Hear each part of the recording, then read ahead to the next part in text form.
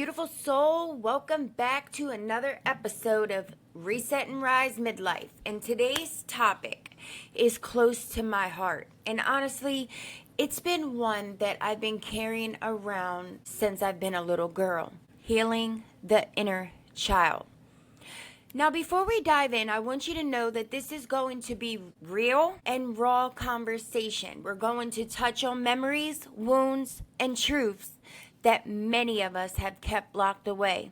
But we're not just revisiting the pain, we're learning how to tend to it, nurture it, and finally give that younger version of ourselves the safety she's been craving for years. I grew up watching my mom and stepfather struggle. I mean, really struggle.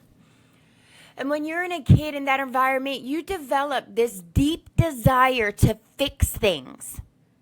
I thought if I could just do or say the right thing, maybe the arguing would stop. Maybe my mom's crying would stop. Maybe the drinking would stop. Maybe the pain in the room would just go away. But here's the thing. As a child, you're powerless to fix adult problems around you. That helplessness, it's heavy and it stays with you. And I remember one Sunday after church, I was walking down the hallway toward the exit when I saw this little book stand. It was just a small table with stacks of books on it.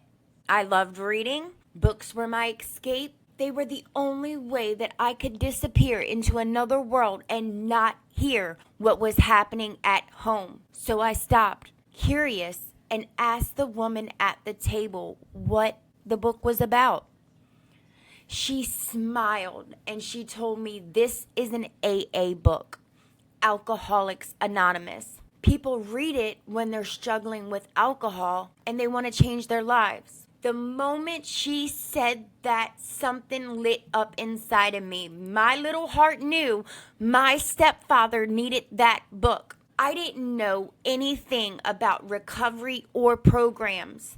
I just knew that this book might be the answer. I asked if I can have one. She handed it to me, and I remember holding it all the way home.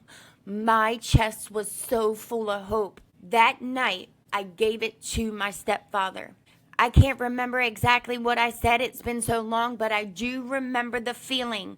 This desperate, quiet hope that maybe this book could change everything. Now, looking back now, I realized that moment was my calling. God planted it in me right there. The seed to help others find their way out of the darkness. Little did I know, years later, I would need my own book. But this time, it was an NA book, Narcotics Anonymous, that I would lean on. The truth is, the little girl in me wasn't just trying to save my stepfather. She was trying to create safety for herself.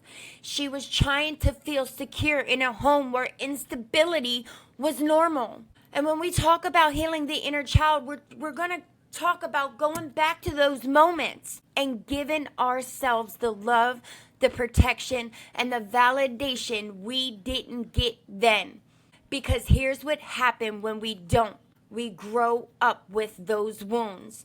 They show up in our relationships, in our self-worth, in our ability to trust, even in the way we speak to ourselves. Midlife is this awakening stage. And if you're listening to me right now, you're probably feeling it. The triggers that once made you feel small, they're still there. Just dressed up in adult situations. You might overreact. You might shut down, overgive, chase people's approval. And it's not because you're broken. It's because the younger version of you is still waiting for someone, anyone, to listen to her. Here's the truth. You can't change the past, but we can change how we hold it. So here are some techniques that have worked for me and so many of my clients.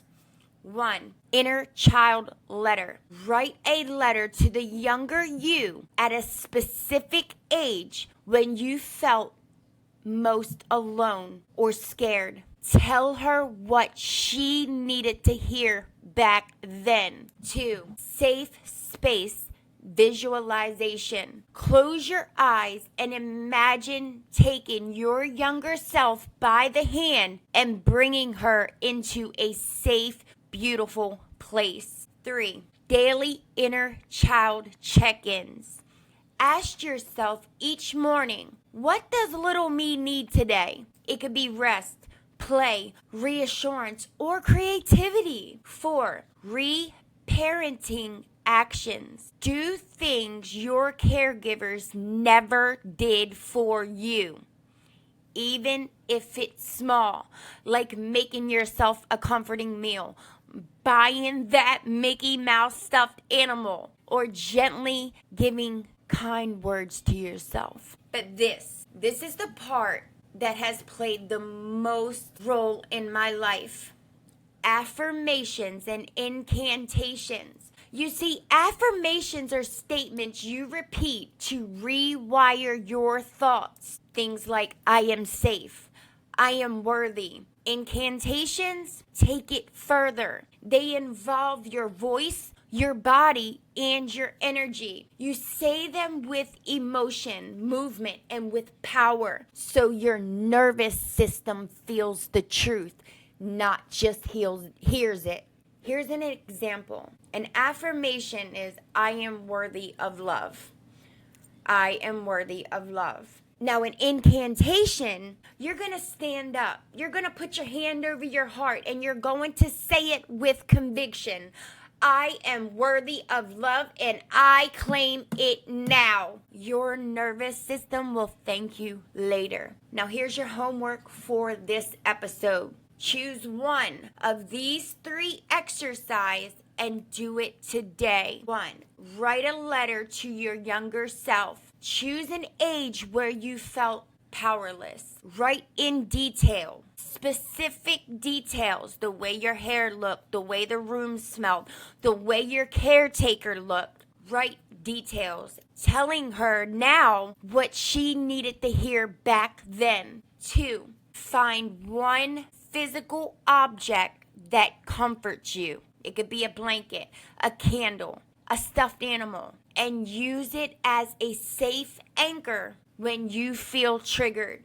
3. Practice 3 incantations every morning for the next 7 days. Now, if affirmations work great for you, here's a couple affirmations that you can use, but you can also turn them into your own incantation.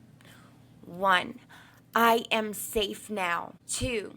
I give my inner child the love she's always deserved. 3. I release the belief that I have to fix others to be worthy. 4. My voice matters. 5. I am free to rest, play, and be joyful. To the little girl inside of you, I see you. I know how hard you tried. You didn't fail. You were just a child in a world you didn't create. And to the woman listening right now, it's never too late to go back for her. It's never too late to become the person she needed. So today, make a promise to her that you will protect her, love her, and listen to her every single day from here on out. You both are worth it. Until next time, ladies, keep rising, keep resetting, and keep knowing your worth.